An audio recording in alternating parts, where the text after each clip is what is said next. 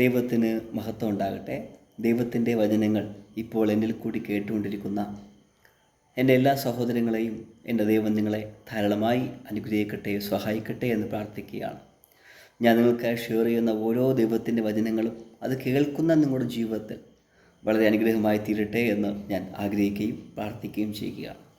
ഇന്ന് ചുരുക്കമായി നിങ്ങളോട് ഞാൻ സംസാരിക്കാൻ ആഗ്രഹിക്കുന്ന ഒരു വേദഭാഗം സങ്കീർത്തന പുസ്തകം അതിൻ്റെ 115 അധ്യായം അതിൻ്റെ 1 വാക്യത്തിൽ ഇപ്രകാരം അവിടെ വായിക്കുന്നു: ഞങ്ങൾക്കല്ല യഹോവേ, ഞങ്ങൾക്കല്ല, അങ്ങയുടെ ദയയും വിശ്വസ്തതയും നിമിത്തം അങ്ങയുടെ നാമത്തിൽ തന്നെ മഹത്വം വരുത്തണമേ. അവിടെ ദൈവത്തിൻ്റെ പ്രത്യേകതയാണ്. ദൈവത്തിൻ്റെ വചനം പറഞ്ഞിരിക്കുന്നു, നമ്മോടുള്ള കർത്താവിൻ്റെ ദയ എത്ര വലുതാണെന്ന്. ദൈവത്തിന് മഹത്വം ഉണ്ടാകട്ടെ. പലപ്പോഴും നാം ദൈവത്തിൻ്റെ വഴി വിട്ടു പോയിട്ടുണ്ട്. ദൈവത്തിന് ഇഷ്ടമില്ലാത്തത് പ്രവർത്തിച്ചിട്ടുണ്ട്. ദൈവത്തിന് ഇഷ്ടമില്ലാത്ത പല കാര്യങ്ങൾ നമ്മുടെ ജീവിതത്തിൽ വന്നിട്ടുണ്ട്. പക്ഷേ ദൈവം നമ്മെ സ്നേഹിക്കുന്നതിന് ഒന്നാമത്തെ കാര്യമാണ് അവിടെ പറഞ്ഞിരിക്കുന്ന പോലെ ദയയും വിശ്വസ്തതയും. ദൈവത്തിന് മഹത്വം ഉണ്ടാകട്ടെ. ദൈവത്തിൻ്റെ വിശ്വസ്തത നമ്മളുള്ളതുകൊണ്ടാണ് നാം ഇന്നും ജീവനോടെ ഈ ഭൂമിയിലായിരിക്കുന്നത്. ദൈവത്തിന് മഹത്വം ഉണ്ടാകട്ടെ. അവിടെ സങ്കീർത്തനക്കാരൻ പറയുകയാണ്, ഞങ്ങൾക്കല്ല യഹോവേ. ചുരുക്കി പറഞ്ഞാൽ അവിടെ പറയുന്നത്, ഞങ്ങൾക്കൊരു യോഗ്യതയുമില്ല. ഇപ്പോൾ ഞാൻ നിങ്ങളോട് സംസാരിക്കുന്ന ഞാനായാലും കേൾക്കുന്ന നിങ്ങളായാലും നമുക്ക് ഒരു യോഗ്യതയുമില്ല. നമുക്ക് വിദ്യാഭ്യാസം ഉണ്ടായിരിക്കാം, നമുക്ക് പലതും ഉണ്ടായിരിക്കാം. എന്നാലും ദൈവസന്നിധിയിൽ നാം ഒന്നുമല്ലാത്തവരാണ്. നമ്മൾ എളിയവരാണ്. നമുക്കറിയാം, ദാവീദ് ഒരു കോടീശ്വരനാണ്, അല്ലെങ്കിൽ ഒരു രാജാവാണ്. ആ ദാവീദ് ദൈവത്തോട് പ്രാർത്ഥിക്കുന്ന വാക്കാണ്, യഹോവേ, ഞാൻ എളിയവനും ദരിദ്രനുമാകുന്നു. ദൈവത്തിന് മഹത്വം ഉണ്ടാകട്ടെ. അവിടെ ദൈവത്തിൻ്റെ സന്നിധിയിൽ എപ്പോഴും ദൈവത്തിന് ഇഷ്ടം നമ്മെ തന്നെ ദൈവത്തിന് താഴ്ത്തി കൊടുക്കുക എന്നുള്ളതാണ്. നമ്മുടെ ഹൃദയങ്ങളെ ദൈവത്തിൻ്റെ സന്നിധിയിൽ താഴ്ത്തി ഏൽപ്പിക്കുക എന്നുള്ളതാണ് ദൈവത്തിന് ഏറ്റവും ഇഷ്ടം. അഹങ്കാരം നമ്മുടെ ജീവിതത്തിലുണ്ടെങ്കിലും ഒരിക്കലും ദൈവം നമ്മെ സ്നേഹിക്കുകയില്ല. നമ്മെ തന്നെ നമുക്ക് എന്തുണ്ടെങ്കിലും, ധനവും മാനവും സമ്പത്തും എന്തുണ്ടെങ്കിലും നാം ദൈവസന്നിധിയിൽ നമ്മുടെ ഹൃദയങ്ങളെ താഴ്ത്തിയാണ് മുന്നോട്ട് പോകേണ്ടത്.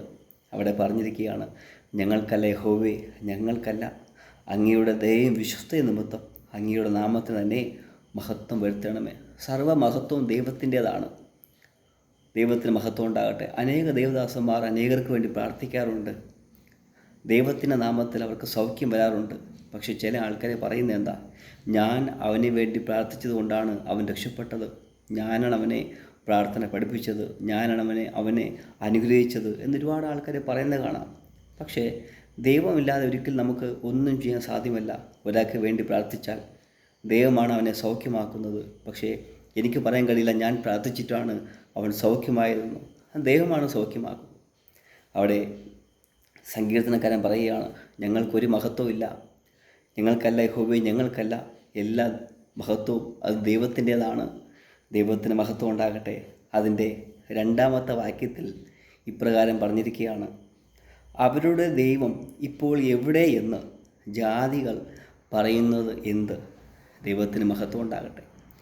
അവരുടെ എന്നുള്ളത് മാറ്റിയിട്ട് പലപ്പോഴും നമ്മോട് തന്നെ പല വ്യക്തികളും ചോദിച്ചിട്ടുണ്ടായിരിക്കുക. നമുക്കൊരു പ്രതികൂലം വരുമ്പോൾ, നമുക്കൊരു പ്രശ്നം വരുമ്പോൾ, നമുക്കൊരു രോഗം വരുമ്പോൾ പല ആൾക്കാരും നമ്മോട് ചോദിച്ചിരിക്കുക. അവിടെ പറയുന്നത് പോലെ, നിൻ്റെ ദൈവം എവിടെ?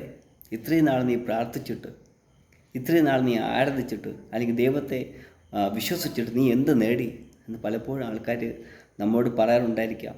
ദൈവത്തിന് മഹത്വം ഉണ്ടാകട്ടെ. അവിടെ വായിക്കുന്ന പോലെ, അവരുടെ ദൈവം എവിടെ എന്ന് ജാതികൾ പറയുന്നത് എന്തിന്? പലപ്പോഴും നമ്മോട് ആൾക്കാരെ പറയാം. നമുക്കൊരു പ്രതികൂലം വരുമ്പോൾ, നമുക്കൊരു അപകടം വരുമ്പോൾ പല ആൾക്കാർ നമ്മുടെ മുഖത്തൊക്കെ പറയാം, നിന്നെക്കൊണ്ട് ഇനി ഒന്നിനും കൊള്ളില്ല, നിന്നെ ദൈവത്തിന് പോലും വേണ്ട എന്ന് പലപ്പോഴും മറ്റുള്ളവർ പറഞ്ഞേക്കാം. ദൈവത്തിന് മഹത്വം ഉണ്ടാകട്ടെ. അവിടെ വായിക്കുന്നത് പോലെ ഒരു സങ്കീർത്തനം നിങ്ങളെ പരിചയപ്പെടുത്താൻ ആഗ്രഹിക്കുകയാണ്.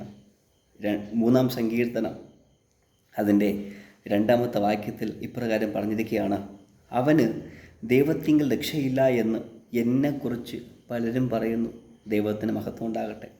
അവനെന്നുള്ളത് മാറ്റിയിട്ട് എനിക്ക്, അല്ലെങ്കിൽ നിങ്ങൾ ഓരോരുത്തർക്കും ദൈവത്തിന് മഹത്വം ഉണ്ടാകട്ടെ. നാം അങ്ങനെ പറയണം, എനിക്ക് ദൈവത്തിങ്കൽ രക്ഷയില്ല എന്ന് എന്നെക്കുറിച്ച് പലരും പറയും.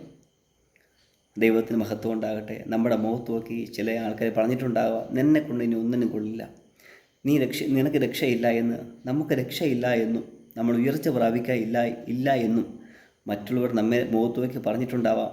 ദൈവത്തിന് മഹത്വം ഉണ്ടാവട്ടെ. പക്ഷേ 3-ാം സങ്കീർത്തനം അതിൻ്റെ 3-ാമത്തെ വാക്യത്തിൽ പറയുകയാണ്, നീയോ യഹോവേ എനിക്ക് ചുറ്റും പരിചയും എൻ്റെ മഹത്വവും എൻ്റെ തല ഉയർത്തുന്നവനും ആകുന്നു. മറ്റുള്ളവരുടെ മുമ്പിൽ നമ്മൾ ഒന്നുമല്ല, അല്ലെങ്കിൽ നമുക്ക് രക്ഷയില്ല എന്ന് മറ്റു മനുഷ്യർ നമ്മളെ മുഖത്ത് നോക്കി പറയുമെങ്കിലും ദൈവത്തിന് മഹത്വം ഉണ്ടാകട്ടെ.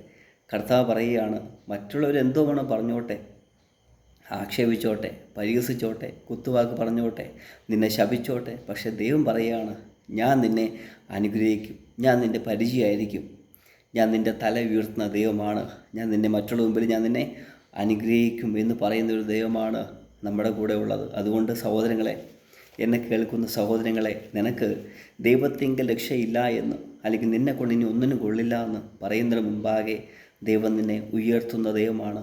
ദൈവത്തിന് മഹത്വം ഉണ്ടാകട്ടെ. അവിടെ 115-ാം സങ്കീർത്തനം അതിൻ്റെ 2-ാമത്തെ വാക്യത്തിൽ വായിക്കുന്ന പോലെ, അവരുടെ ദൈവം ഇപ്പോൾ എവിടെയെന്ന് ജാതികൾ പറയുന്നത് എന്തിന്?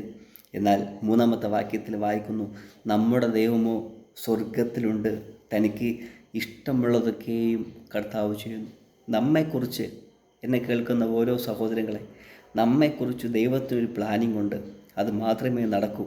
നമ്മളാരും പരിഹസിച്ചെന്ന് പറഞ്ഞാലും, നമ്മെ ശപിച്ചെന്ന് പറഞ്ഞാലും, നന്നാവില്ല എന്ന് പറഞ്ഞാലും, നിനക്കിനി ദൈവം നിൻ്റെ കൂടെ ഇല്ല, നീ നശിച്ചു പോയി എന്ന് പറഞ്ഞാലും, ദൈവം നമ്മളെ തല ഉയർത്തുന്ന ഒരു ദൈവമാണ് നമ്മുടെ കൂടെ ഉള്ളത്. അതുകൊണ്ട് ആരൊക്കെ എന്ത് പറഞ്ഞിരുന്നാലും, നമ്മളെ ദുഷിച്ചാലും നിന്ദിച്ചാലും നമ്മളെ പരിഹസിച്ചാലും, നാം ദൈവസന്നിധിയിൽ ദൈവത്തിനെ മാത്രം മുറുകെ പിടിച്ചുകൊണ്ട് മുന്നോട്ട് പോയാൽ ദൈവം നമ്മെ അനുഗ്രഹിക്കുക തന്നെ ചെയ്യും എന്ന് പറഞ്ഞുകൊണ്ട് എൻ്റെ വാക്കുകളെ ഞാൻ അവസാനിപ്പിക്കുകയാണ്. ദൈവം നിങ്ങളെവരെയും അനുഗ്രഹിക്കട്ടെ, സഹായിക്കട്ടെ.